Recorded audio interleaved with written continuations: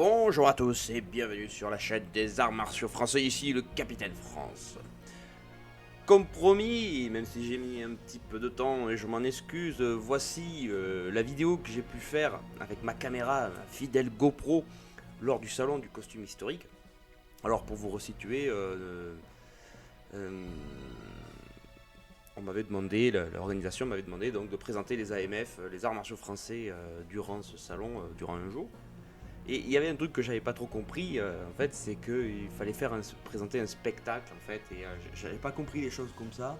J'avais plutôt compris comme une forme d'animation, mais en public. Et là, on s'est retrouvé sur une scène de théâtre avec mon élève. Donc pour lui, c'était la première fois qu'il faisait un truc comme ça. Bon, moi, j'avais pas trop préparé les choses comme ça. J'étais un peu pris au dépourvu. Bon, on a essayé de faire ce qu'on a pu, voilà. Dites-vous que tout ce que vous allez voir là, c'est de l'impro. C'est de l'impro à 200%. Pour ce que j'ai fait, moi je suis pas forcément... je trouve que j'aurais pu faire bien mieux, effectivement. Quant à mon élève, il s'est très bien débrouillé, puisqu'il a réussi à suivre le rythme que j'ai imposé. Sans sourciller, il a été vraiment, pour lui a été royal. Et donc voilà, voici le spectacle, ça a marqué dans les archives. On m'en a dit du bien à la sortie, on m'a dit que c'était pas mal ce qu'on avait fait. Bon, on va le prendre comme ça. Bon, personnellement, effectivement, j'aurais pu faire mieux. Allez, je vous laisse regarder ça. À la prochaine.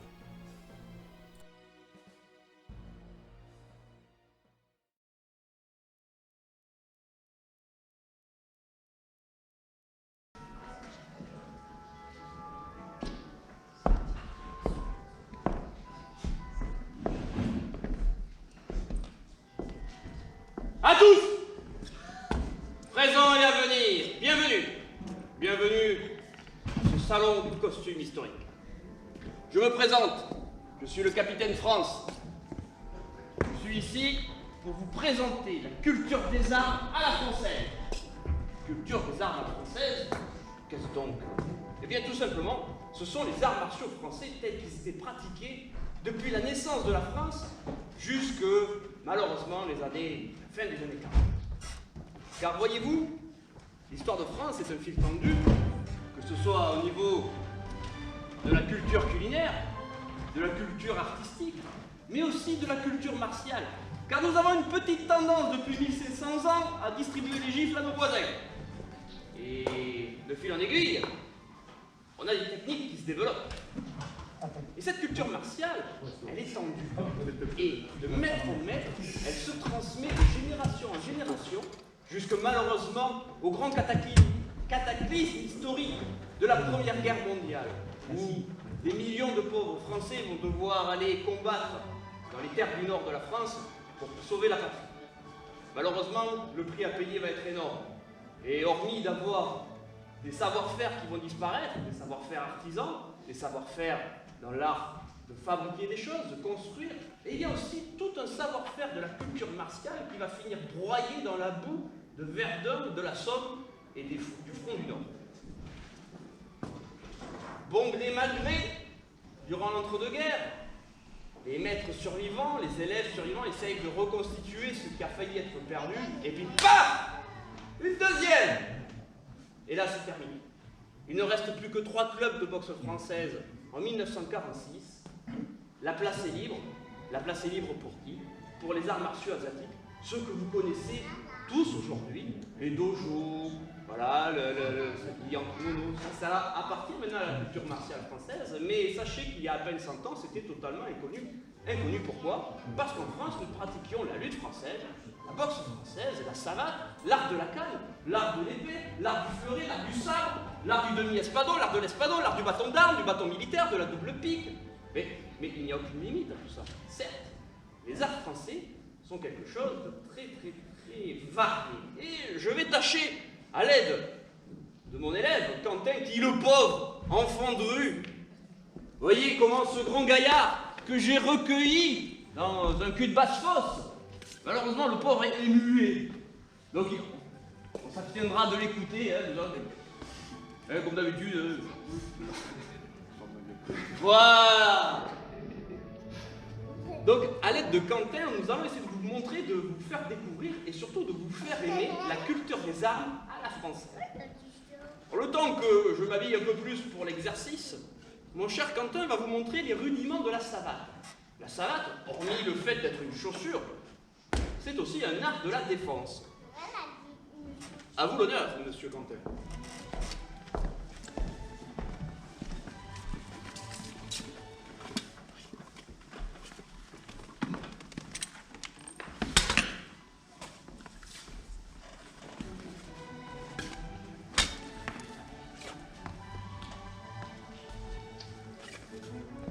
Alors on pourrait se poser la question, continue, ça te fait faire l'exercice.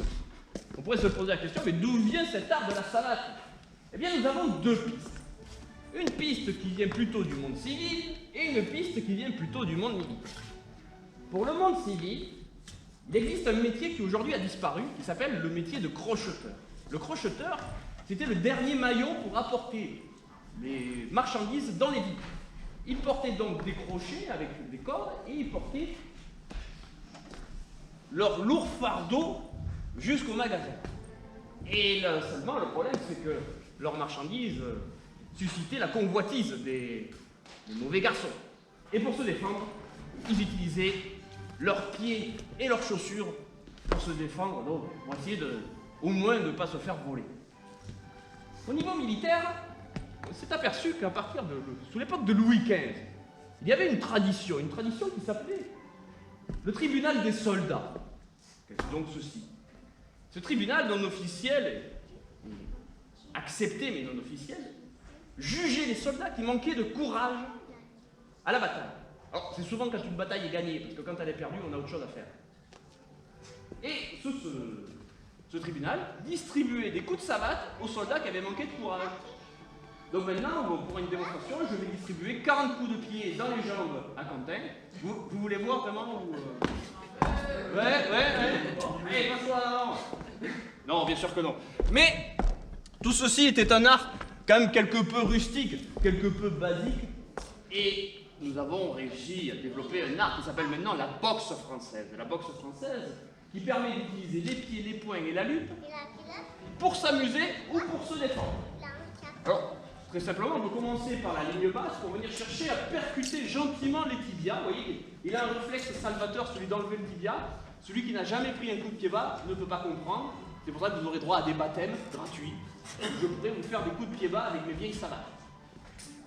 Je viens chercher à percuter, comme ceci. Voilà, et puis petit à petit, je peux venir au niveau médian pour venir taper au niveau des flancs, histoire d'aider à la digestion. Et enfin, je peux venir chercher à frapper au visage. Ou voire carrément faire des coups retournés en posant les mains au sol si je le souhaite. Voici pour la boxe française. Il ne faut pas oublier qu'on peut aussi se défendre. Et notamment par le fait de parade. Vous allez me mettre un coup de pied au flanc de ce côté pour montrer la parade. Vous voyez que je viens chercher à parer, à protéger. Pourquoi? Parce que si je mets mes bras comme ceci, eh bien c'est la chaussure qui vient me taper dans le flanc. Donc je vais chercher à parer. Mais ça me rappelle quelque chose. Ah, j'ai déjà vu ça quelque part. Mais oui, j'ai déjà vu ces gestes dans le maniement de la canne. Tiens ça. Allez, refais-moi un coup au flanc. Ah, regardez, c'est le même geste. Ça va donc dire qu'il y a un lien entre la boxe et la canne. Donc je vais t'attaquer pour voir. Ici, et si je te mettais un grand coup de poing.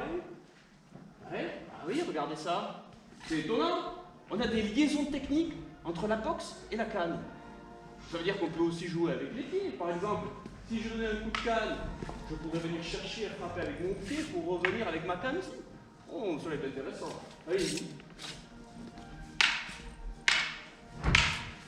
Oh. Ah, ben voilà, tu m'as eu sur un coup de pointe. Un coup de pointe. Mais ça me rappelle quelque chose, ça aussi, un coup de pointe. Ah, est-ce que vous connaissez les fleurets ou une sorte d'épée de pointe? Oui ou non? Les duels, ça vous évoque quelque chose? Oui? Oui. Ah! Eh bien, voyez-vous, j'ai ramené de mon époque lointaine deux belles épées d'entraînement pour le duel. Oh, n'ayez crainte, nous n'allons pas nous affronter avec. J'ai quelques rendez-vous galants ce soir que je souhaite honorer. Et effectivement, lorsqu'il a fait son geste de pointe avec la canne, c'était tout simplement un geste de pointe d'escrime. Donc ça veut dire qu'il y a un lien entre la canne et l'escrime, la canne et la boxe. Mais c'est bizarre, tout ça c'est transversal. Ça veut dire que si j'en apprends l'un, je pourrais apprendre l'autre. Intéressant. Donc avec mon jeu d'escrime, on est plutôt sur un jeu d'échecs. On va chercher à flouter son jeu, flouter ce qu'on veut faire pour piéger son adversaire. N'oubliez pas que c'est un jeu de duel. Là, c'est pas de la compétition. On va dire qu'il y a des choses quand même beaucoup plus dangereuses en jeu. Voyez-vous, il m'a insulté ce matin, donc il va falloir qu'il meure ce soir. Et on va donc chercher à jouer avec son pion. Mais regardez bien cette lame. Elle a trois points. D'accord? Ça veut dire qu'on ne peut pas taper. On ne peut que pointer. Mais alors, ça veut dire qu'il y aurait d'autres choses aussi qu'on pourrait utiliser, parce que quand on regarde dans les films, il y a quand même des grands mouvements, là, c'est ça, hein? Je me souviens bien. Et ces grands mouvements, on va les retrouver avec le sabre. Et lorsque l'on va se mettre en garde en sabre, eh ben on va refaire le même mouvement qu'à la canne, dis donc. Ha! Si c'est pas incroyable, si j'apprends la canne, j'apprends aussi à faire du sabre.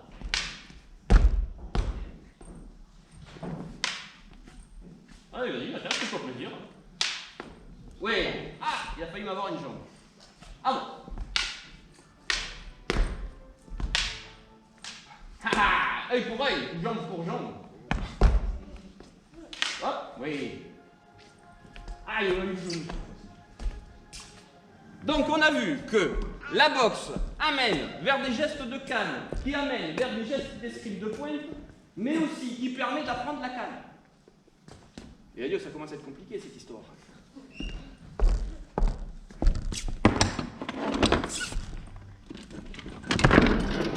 Et on s'aperçoit aussi que lorsque l'on a compris le principe de la canne, on peut aussi le faire au bâton. Vous nous faites une petite démonstration, monsieur Campbell?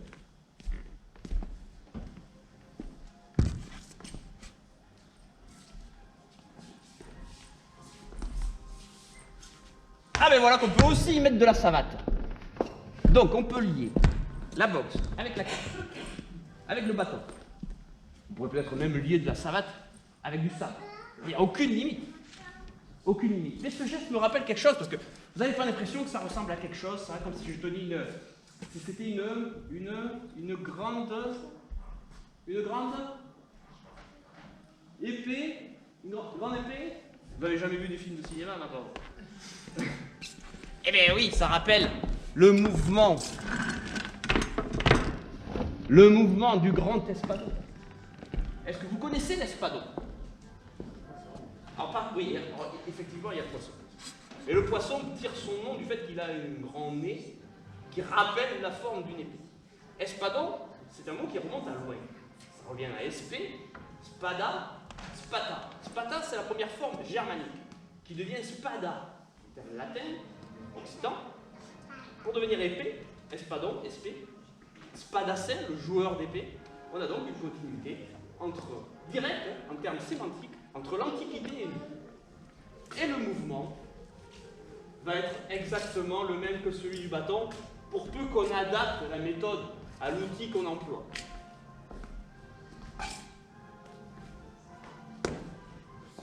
Et on peut même travailler sur 4 faces.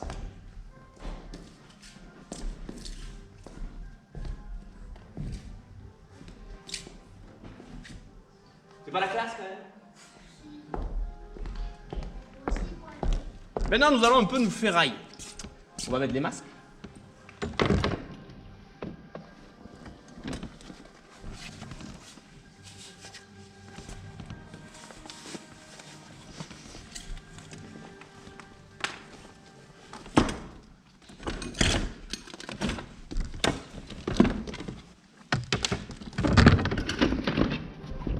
Là. Donc voici le fleuret. Le fleuret, qu'est-ce que c'est? C'est un outil d'entraînement qui permet de comprendre et d'assimiler les principes fondamentaux de l'escrime. Parce que effectivement, si on utilise des vrais armes pour l'entraînement, c'est rare quand on arrive au niveau de maître. Tout simplement parce qu'on n'a pas eu le temps. Donc on va utiliser des outils assez flexibles qui vont nous permettre de risquer le moins possible.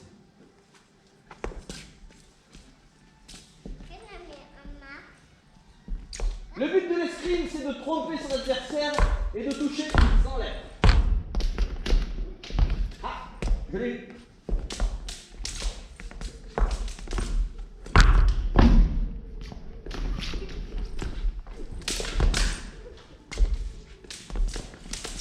Bien, touche à l'épaule.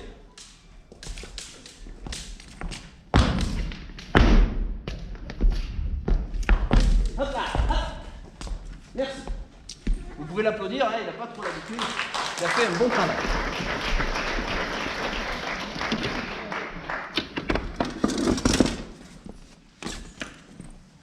Revenons au sabre. Maintenant, on va avoir un emploi un peu moins codifié.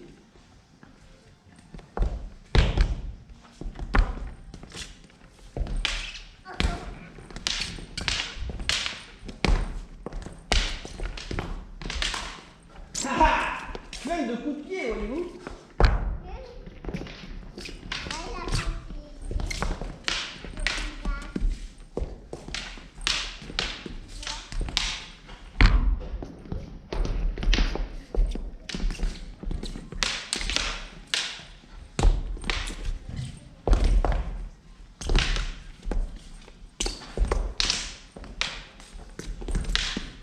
Hop, joli, c'était joli. Vous pouvez l'applaudir aussi.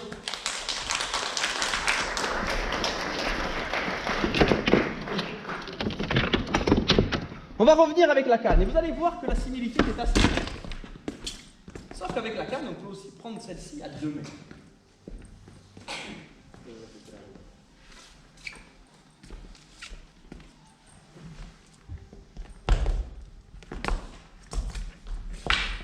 Oh, très joli touche, vous pouvez l'applaudir.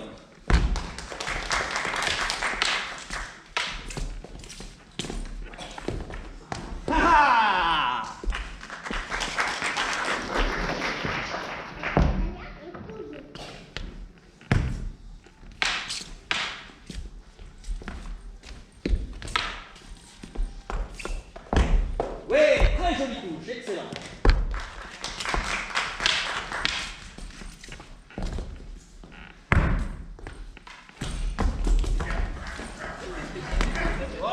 Là c'est du chiffonnier.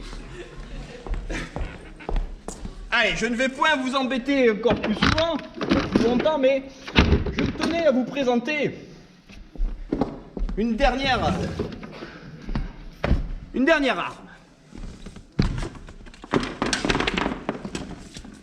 Hop là. C'est le fusil baïonné. Est-ce que vous savez qu'avant 1914, il y avait des championnats de baïonnette? Il y avait des compétitions à la baïonnette. Alors, c'était pas avec les vrais, c'est un système à ressort. Mais il y avait des compétitions à la baïonnette. La baïonnette en France, c'est quelque chose. C'était inscrit au plus profond de l'ADN de l'esprit militaire français. Bon, malheureusement, mitrailleuse, canon, gaz, bon, c'est un peu. Voilà, ça a un peu refroidi les esprits au début. Mais il n'empêche que ça restait dans l'esprit. Et pourquoi? Parce que la baïonnette, c'est aussi de l'escrime de pointe, à laquelle on peut mêler des coups qui ressemblent à la boxe, mais aussi des coups de savate. On est donc dans un combat, un vrai art martial, pour le coup, qui est purement dédié à l'art militaire. Alors, on va vous montrer très rapidement les techniques de base. On va se mettre en garde.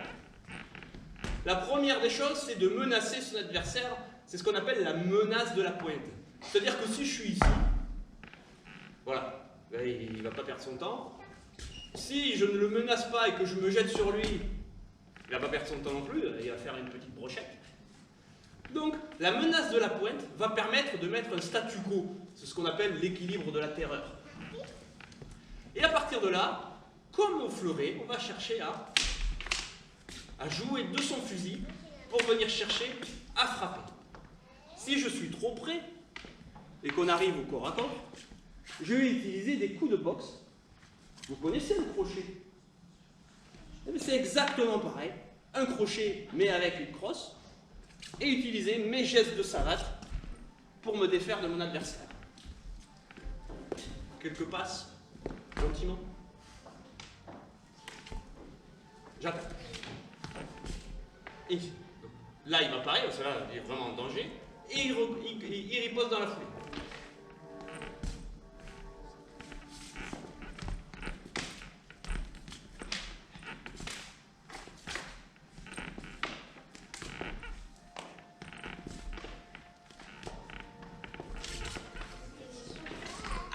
Et j'ai touché, c'est un coup secret, c'est ce qu'on appelle le coup lancé, que je n'y avais pas.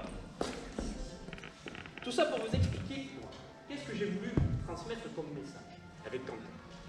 C'est que, en France, nous avons une culture martiale qui est très riche, très développée, et qui permet vraiment d'avoir beaucoup d'ustensiles pour s'amuser, sans avoir à aller chercher aux quatre coins du monde, et surtout qui va nous permettre d'être fiers de ce qu'ont pu faire nos ancêtres, tout simplement parce que quand ils ont développé ces techniques, c'était d'abord pour protéger la France. Et donc c'est en leur honneur que je vous demanderai de les applaudir.